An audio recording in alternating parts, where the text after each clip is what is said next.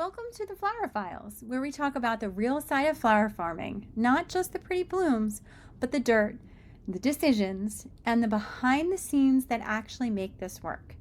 I'm Liza from Wildly Native Flower Farm, and around here, we don't gatekeep, we figure it out together. Most soil advice sounds really clean and simple, but the reality of figuring it out is anything but that. I'm actually recording this from what looks like my attic, but it's actually my very unglamorous office because I'm giving you the real behind the scenes version of how soil actually works on a flower farm. So, welcome to my office.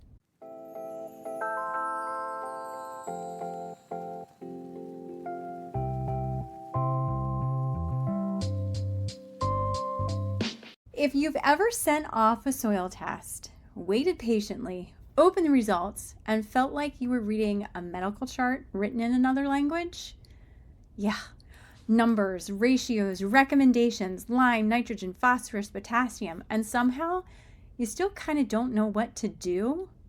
And worse, most people kind of ignore the results because they feel a little overwhelmed, or they dump everything the reports suggest into the soil all at once and hope, poof, then it's magic. Today, we're going to fix that because a soil test is not just a piece of paper. It's a diagnostic tool. It's kind of like a decision-making map. And honestly, it's a profit predictor if you grow flowers to sell. So today I want to show you what a soil test actually tells you, what it absolutely does not tell you, and the biggest mistakes gardeners make after testing. Oh, and how to interpret those results without needing a soil PhD. We will chat about a couple experiments you may be able to try this season and how to turn your soil into something that works with you instead of against you. So let's dig in. So to start off with, I feel like there's so many reasons why people may skip a soil test, and it's kind of fascinating. They spend hundreds of dollars on tools and seeds and raised beds and irrigation, but don't think to do a soil test. But soil determines everything: stem length, yield, phase life, stress level, profit. If your soil is wrong, nothing else can compensate long term. But most new gardeners treat a soil test like a static thing, dirt you plant into. It's not. Soil is a living system. And a soil test is like running lab work on that system. So what does a soil test actually measure? Let's decode that report. A standard soil test typically measures a few things. pH, that's the big one. And most people don't understand what that is other than, well, if the pH is off, my eyes are red from the pool. No. pH is in a lot of things in our lives. It controls nutrient availability, not just what nutrients exist, but what plants can actually use. Think of it like a locked pantry. You have food inside, but if the door is locked, you're still starving. Most flowers prefer slightly acidic to neutral soil. So roughly 6 to 7. Too acidic, nutrients like phosphorus get locked up. Too alkaline, micronutrients become unavailable. So those components are really important for your flowers to grow correctly. Macronutrients. These are the big three. The N stands for nitrogen, which is responsible for leafy growth. Phosphorus, which is the P, which is responsible for roots, flowers, and fruit. And then potassium, which is the K, which is for strength, resilience, and disease resistance. Okay, those are the three powerhouses. But here's the kicker. A soil test often measures phosphorus and potassium accurately, but nitrogen can be a little tricky because it moves really quickly in the soil. So if you see low nitrogen, it doesn't mean your soil is bad. It often means that nitrogen might not be stored long term. I know that might be a little confusing, but the nitrogen cycle is constantly in motion. So nitrogen is one that definitely moves through the system really, really quickly. I want to touch base on your secondary nutrients. These are things like calcium, magnesium, and sulfur. They affect structure, enzyme activities, and overall plant health. Calcium is especially important for strong stems and root development. So those are things that flower growers, we really care a lot about those. We depend on those. So your micronutrients, iron, manganese, zinc, copper, boron, and others depending on the lab, these are tiny little amounts with massive impact. Deficiencies here often show up as weird leaf symptoms that people may misdiagnose as pests or disease. So that kind of breaks down the chemistry and all of those components. A soil test does not tell you a few things, and here's where some of the confusion happens. A soil test does not tell you about your structure. Your structure is your sand, your silt, your clay. It doesn't talk about the drainage, how well your water moves through the system. It doesn't talk about compaction. Compaction is how compressed your soil is. It doesn't talk about your organic matter quality. It doesn't talk anything about your microbial life, your biological life, how your soil behaves in heavy rain, whether roots can actually penetrate the soil. So in other words, you can have perfect numbers and still grow miserable plants, because soil health is both physical and biological, not just chemical. And that is a piece that many people get very confused about and they're not familiar with. So there's two components, and your soil test really does show you the chemistry. That's it. The biggest mistake people make is they treat recommendations like a recipe. Add this amount of lime, add this fertilizer, add this amendment. Poof, done. But soil change is not like cooking. It's more like steering a ship. Large corrections can totally overshoot, and dumping everything at once can cause imbalances. And that's exactly what you're trying to not have happen. So, for example, if you add a whole bunch of phosphorus because the report says low, that can actually block other nutrients. So more is not better. Balance is better. Something to keep in mind, a soil test is a baseline. It's not a grade. It's not something where you have to have perfect numbers and your soil's not failing. It's just reporting its current condition. I like to think of it as a baseline or a starting point. Farmers tend to test every year because their soil changes constantly. Whether the specific crops that are grown, if there's any type of organic matter added, and organic matter, when people talk about those types of matters, when people talk about organic matter being mattered, why does it matter? It matters because when you add those components, they can change your pH. A big component down here, a big resource that we have often is mushroom soil, and that's excellent. It's excellent for the soil. But when it comes to it, that has a big impact on the pH. So if you add that for your organic matter and you think you're doing a good job, you better check your pH, because that's going to change your pH, which will then change all of your nutrient availability, which then impacts your microbial activity, which is also your biologicals. You could also end up with maybe a little bit of leaching. Leaching is where things completely come through the soil, and that's interrelated to your irrigation. So your irrigation, how do you plan to add water to your system when it's dry, for example? Are you going to mulch? Are you going to remove anything from harvest? Are there pieces of harvest that were left as a litter on top? Are you going to clean up your garden bed? Are you going to leave the leaves? Are you going to leave the seeds? How do you plan to deal with that? Bottom line, your soil is pretty dynamic. So I want to just take a minute to chat about a couple common beliefs. If plants are struggling, just add fertilizer. Well, Not necessarily, because if you don't know why they're struggling, adding fertilizer isn't going to help anything necessarily. If your soil's compacted, for example, your plants can't grow well because they can't make it through the soil. They can't get into the nutrients they need. They're going to struggle. So you need to understand all components. Another one that I often hear is, well, I'm just going to add compost and that's going to just fix everything. Nope. Compost quality varies wildly. There is a wide variety of compost availability, a wide variety of compost sources. There's a wide variety of compost just processes. Some of it's super light and airy, and some of it is dense and thick and heavy. I have to tell you, anything that comes in a bag doesn't necessarily mean it's great. Just because it has a pretty label doesn't mean that it works well. You have to understand what your soil needs and what that compost composition has that can truly be helpful.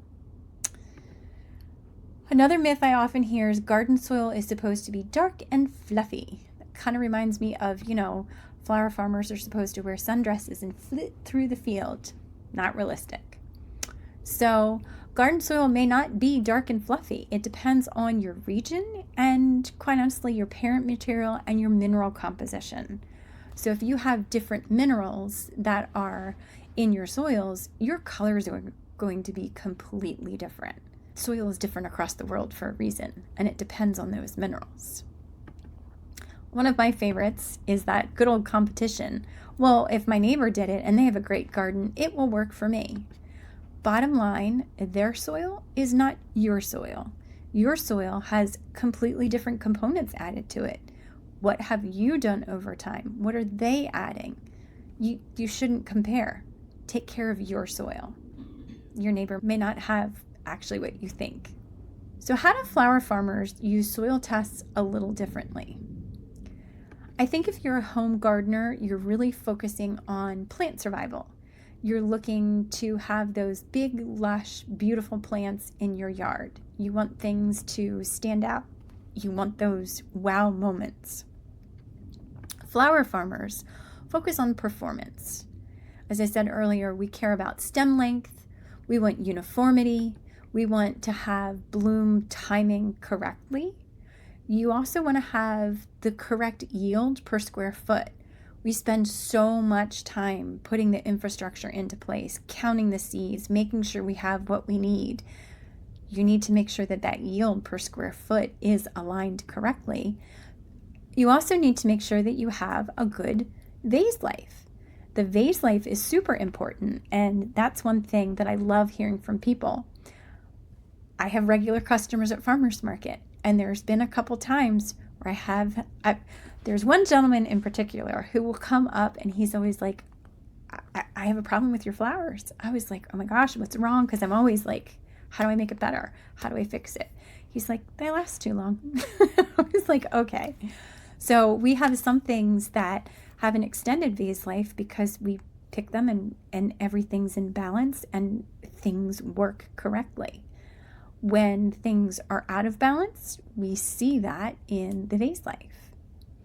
Another one that is often not thought of, I feel like most of the time when people are picturing flowers being transported, they're picturing them coming from the field, getting on a truck, getting to the florist. There's a piece in between there from the florist to the end product that not a lot of people think about. When we're doing installs, or even if we have a large arrangement that has to go somewhere, there are specific flowers that if they are long and tall, we know that they will not make it well in transport. And we have to put them in at the very, very end. They're a little prima donna-like, and that's okay. We all know those flowers that are prima donna-like. But realistically, transport durability. Larkspur can have super thick stems, but sometimes they could be, if your pH is off or if the hydration for them is off, they can get a little fleshy, and they can be one of the worst ones that will actually snap or sag on us as we're doing transportation. It's a little bit different because the majority of what we use is directly from the field. But if there's something that we would have to place a special order for, we have to make sure that everything is hydrated and taken care of correctly, because I can't trace it back to how it was grown in the field. So that slightly unbalanced soil might still grow your plants, but it may not have market quality flowers. So it's a little bit different. So I'm going to give you a task. I want you to try a simple test this season. I want you to choose one bed, just one of your garden beds. Maybe it's the one you see from your kitchen while you're doing dishes. Maybe it's the one that's next to the door where you wait for your kids to get off the bus. Maybe it's your most prized spot and you just love that one and you want to do a little bit more with it. Maybe it's next to the mailbox. Pick a spot. So improve it based on your soil test recommendations. And there's lots of different testing methods. You can use the official university ones. You can even use, see all the secret things in my desk. You can use a rapid at-home test. So it doesn't have to be super in-depth, but look at the soil test, look at the recommendations, and make some amendments based on that. Pick a second bed. Maybe it's the bed that you walk past every day to get to your car. Maybe it's the garden bed you see from the bathroom when you go in. Pick another one, but leave that one unchanged.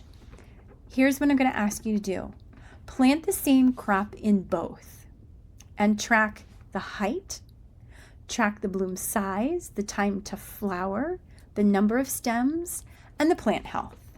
You're going to learn more from that comparison than from any experiment that you could do and have strict results given to you. You're going to get more out of that than any chart that you would find online. Okay, experiment number 2. Let's talk about textures. Grab a handful of moist soil and squeeze it. What does it tell you? Well, if it stays in a super tight ribbon, it could be really, really clay heavy. Does it crumble apart immediately? Most of you have probably been to the beach and you're familiar with sand. It could be sandy. Does it hold its shape but kind of break apart? That's a little more like loam. So structure influences watering, your nutrients, and root growth far more than numbers alone. So don't get lost in the pH. Don't get lost in all of the nitrogen, phosphorus, potassium numbers. Look at your actual structure, and that will tell you more than anything else. Number 3, do a little biology scan. Go into your yard, take a look, and see what is living in there. What do you have? And I'm not talking about foxes and voles and snakes and things like that. I'm not talking about those things. I'm talking about your roly-polies, your worms, ants. What are you seeing? That will tell you about your soil health as well. Compacted soil, you're not going to see much of that. And here's a trick that I learned recently. If you want to check and see if you have compacted soil, grab how do I explain this best? You know the little pink flags or orange flags that are about as thin as a coat hanger that you can use for marking? They're marking flags. As I said, they come in like those different colors.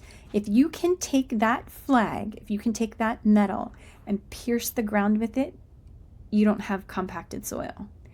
If you take that flag and you try to put it in the soil and it bends, you have a compaction issue. Okay, I could go on this for a long time. So, why does organic matter so much? Let's chat a little bit about that. Because organic matter is like the operating system of soil. It improves the structure, it feeds your microbes, it holds those nutrients, it retains moisture, it buffers your pH, it supports the roots. So your organic matter is really your powerhouse part of your soil. And many soil reports include an organic matter percentage. For productive gardens, I would say 3 to 7% is truly ideal. If your organic matter percentage is too low, you're going to have really poor water retention. If it's too high, you can actually have nutrient tie-up in certain conditions. So you want to make sure that your organic matter matches the use and what you actually need it to do. So how do you use those results? Let's look at this step by step. First things first, fix your major pH issues first. You want to address any severe deficiencies next. Anything that comes back that is super duper low, you want to gently start to build those numbers to where they need to be.